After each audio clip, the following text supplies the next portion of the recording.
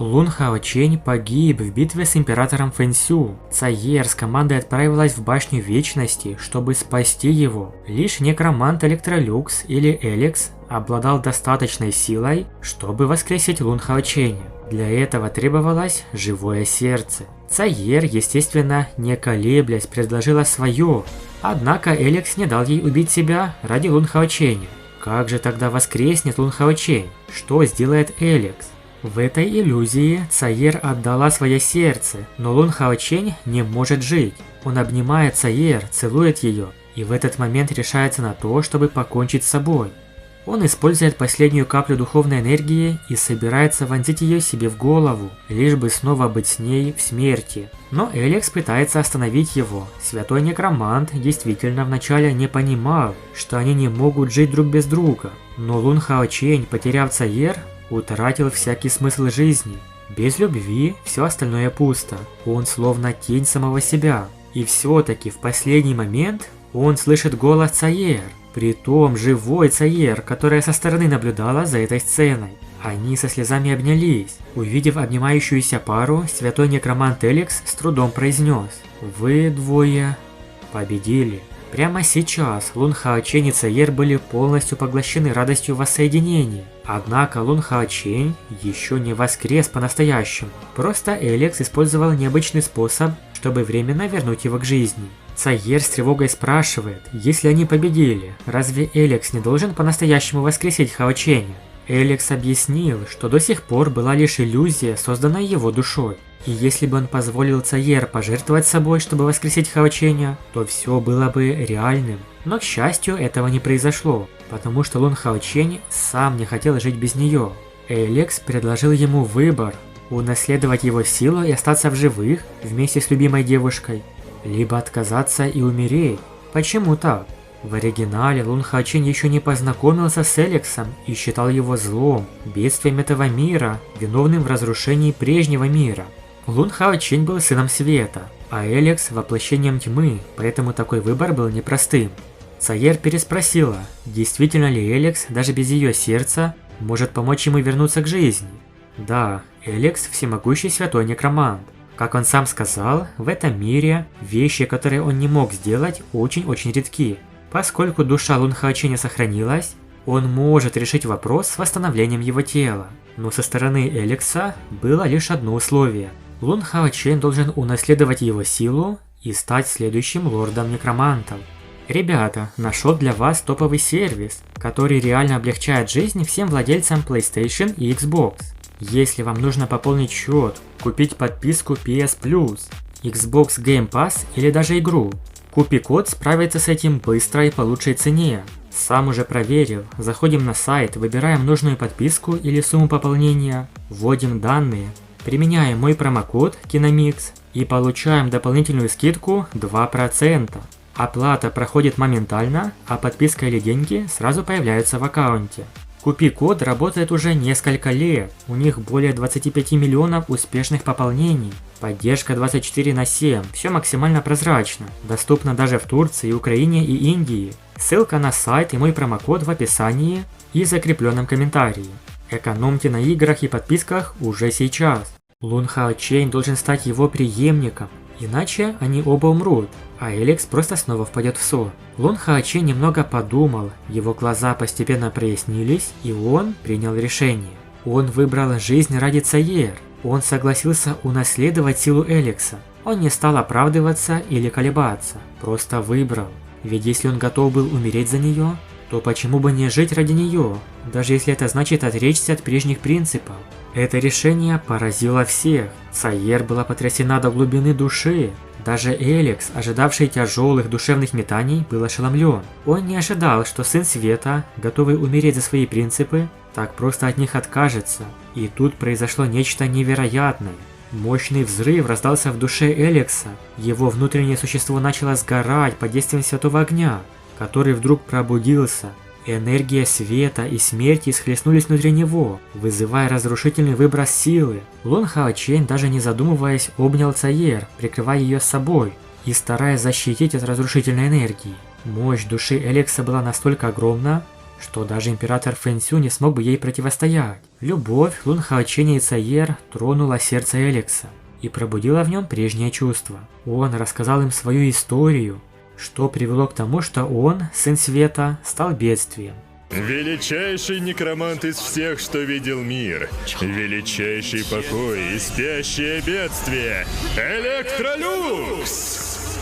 Некромант Электролюкс – персонаж аниме «Боевой континент 2» и трон, отмеченный богом. Его сила ужасает и сравнима с божественной. По прозвищу Некромант, бог священного закона, нежить бедствия, он изначально был сыном света. В возрасте 6 лет было обнаружено, что он имеет сильную связь с элементом света, и с тех пор стал светлым магом. Император непосредственно перевел его в Королевскую академию магов, чтобы учиться у принцессы Фуло, и тот влюбился в нее. Пройдя 8 уровень, Электролюкс сделал предложение принцессе, и они обручились. После 8 уровня скорость его совершенствования замедлилась, поэтому он отправился тренироваться. Вернувшись в столицу, Электролюкс все показал Фуло, и она очень заинтересовалась необычной техникой черепахового панциря, которую получил Электролюкс. Принцесса надеялась, что он позволит ей изучить ее, но техника была слишком опасной. Во время прогулки с Фуло Электролюкс был окружен и атакован большим количеством людей. Фуло пронзила его левую грудь ядовитым кинжалом и забрала свиток с техникой. Таким образом, некромант столкнулся с предательством. Хотя он был серьезно ранен Фуло, это не было смертельно. Чтобы оправиться от ран и восстановиться, потребовалось 2 месяца. Вернувшись в столицу, он обнаружил, что был осужден за измену и лишен титула. Пробравшись во дворец, он понял, что Фуло была в сговоре с сыном Верховного Понтифика. Они хотели избавиться от Электролюкса. Конечно, он был сильнее их, но в конце концов ему оставалось только сбежать. Позже император издал приказ, обезглавив всю семью Электролюкса. Он не мог двигаться, наблюдая, как членов его семьи убивают одного за другим. После того, как родственники были убиты, техника черепахового панциря исчезла из-за ненависти Электролюкса. С того дня в его сердце больше не было света, только бесконечная злоба и обида. Он хотел убить всех тех, кто предал его. Ранее Электролюкс получил черный жетон во время своих путешествий. Эта черная плитка была наследием древнего некроманта. Свет и некромантия должны быть двумя совершенно противоположными силами, но благодаря его врожденным способностям он постепенно объединил их в одну. Он тренировался день и ночь, наращивая силу, и все ради того, чтобы однажды отомстить. Он убивал людей с первого взгляда, превращая все живые существа в нежить. Начав с небольшого городка, некромант Электролюкс постепенно собрал свою армию нежити. Когда он вернулся в Империю, у него уже был 1 000 000 солдат рядом. Империя Панкбо была полностью разрушена Электролюксом. 2 другие империи объединились, чтобы начать против него войну. В процессе Электролюкс убил Верховного Папу Святого Престола и Фуло. Армия из миллиарда нежити была под его командованием. Однако в финальной решающей битве он потерпел поражение. Электролюкс был серьезно ранен, и на него наложили проклятие истощения. В течение следующих тысячелетий он испытывал сильную боль и погрузился в вечный сон. Тогда эта башня вечности была создана, чтобы питать его физическое тело. Эта история предательства поразила Лун Хаоченя. Изначально Элекс верил, что все люди в этом мире были такими. Но видя чувства между Лун Хаоченем и Цаер, он понял, что был неправ. Элекс действительно изменился. Вот почему позднее в Боевом континенте 2 он предстает как положительный персонаж, который помогает Хуэйхао. Но главный вопрос, как же он воскресит Лун Хаоченя? Его свет охватил Лун Хаоченя и Цаер.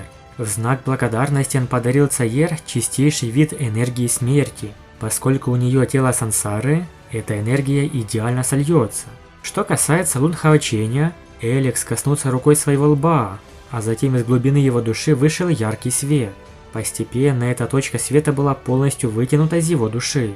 Когда он закончил, его тело сразу же стало прозрачным, гораздо более слабым, чем раньше. К Лун Хаоченю направился золотой предмет, что издал звуки, похожие на биение сердца. Элекс объяснил: «Это сердце, которое я восстановил для тебя. Твое тело сможет вернуть всю силу. Это сердце станет источником жизни. Я назвал его сердцем вечности. И если можно так выразиться, это величайший шедевр всей моей жизни». Лун Хаочень не мог не ахнуть от восхищения. Это сердце было соткано из всей энергии Элекса. Он сжал ее в это сердце вечности. Элекс извлек всю светлую эссенцию, чтобы превратить ее в святую силу самого чистого вида. Он дал не силу некроманта, а свою силу как предыдущего сына света, чистейшего вида энергии. поскольку всю энергию смерти получила Цаер. Шар света внезапно прорвался в пространство в середине сердца Хао Ченя. Тот почувствовал, как ни с чем не сравнимая волна жара распространилась по всем его конечностям и заставила его бессознательно сесть, скрестив ноги на землю. Все его тело стало золотым. Лун Хао Чень стал хозяином сердца вечности. Сам Элекс, можно сказать, умирал, отдав свои силы. Цаер была благодарна даже больше, чем Лун Хао Чень, поскольку она не была сыном света и не имела ненависти к тьме. Она знала лишь одно – Элекс только что спас ее любимого, она чувствовала только благодарность. Электролюкс собирался навсегда покинуть этот мир. Напоследок он обратился к Цаер и спросил, могла бы она назвать его учителем. Цаер назвала его так, не думая. Как могла история Элекса не тронуть ее? Хотя Лун Хао Чень также сочувствовал ему, он абсолютно не простил бы его грехов против человечества. Цаер была в конце концов девушкой, которая также пережила болезненные переживания во время своей юности. Ее сочувствие было гораздо сильнее. Когда Цаер назвала Элекса своим учителем, это сильно растрогало древнего некроманта. Несмотря на все зло, что он совершил в прошлом, эти слова пробудили в нем забытые чувства. Он признал, что не был достойным наставником, но услышать такое признание от ученицы стало для него настоящим утешением перед смертью. В этот момент гордость Элекса, как великого святого некроманта, проявилась с особой силой. Он поднял руку, и в нее немедленно переместился серп бога смерти. Этот артефакт, обладающий силой очищения, сам по себе был врагом всей нежити. Однако в руках Элекса он оказался окутан серо-черной энергией, которая полностью подавила его святую силу. Это было наглядным доказательством, насколько глубока и мощна была власть Элекса над силами смерти. Он с холодной гордостью взглянул на башню вечности, свое величайшее творение. Элекс признал, что не ожидал, насколько сильно она развилась за время его сна. Теперь башня обрела собственное сознание. Она эволюционировала к уровню сверхбожественного инструмента. И Элекс был готов передать ее Цаер. Раз она признала его своим учителем, это стало последним звеном между ними. Он отрекся от контроля над башней и завещал ее своей ученице, чтобы та использовала ее как оружие и щит, как защиту для себя и своих товарищей. Он пообещал очистить лишние нестабильные энергии башни, чтобы затем она и ее союзники могли поглотить эту силу. Этот дар открывал перед ними новые горизонты. С такой энергией они могли не только покинуть это место, но и стать богами. Это было не просто прощание, а последнее проявление заботы о своей ученице. Башня Вечности – истинное его творение. Даже если она достигла состояния сверхбожественного инструмента, он все равно мог бы уничтожить ее без особых усилий. Таков был масштаб его силы и дальновидности. Как учитель, он не пожалел последней мощи ради ученицы, которую признал достойной. Как видим, Элекс очень крутой персонаж. Он воскресил Лун Хао Ченя, подарив ему сердце вечности, а также многое сделал для Цаер. Большое спасибо за просмотр. Напишите в комментариях, как вам такой поступок Электролюкса. Подписывайтесь на YouTube канал, ставьте лайк и всем пока.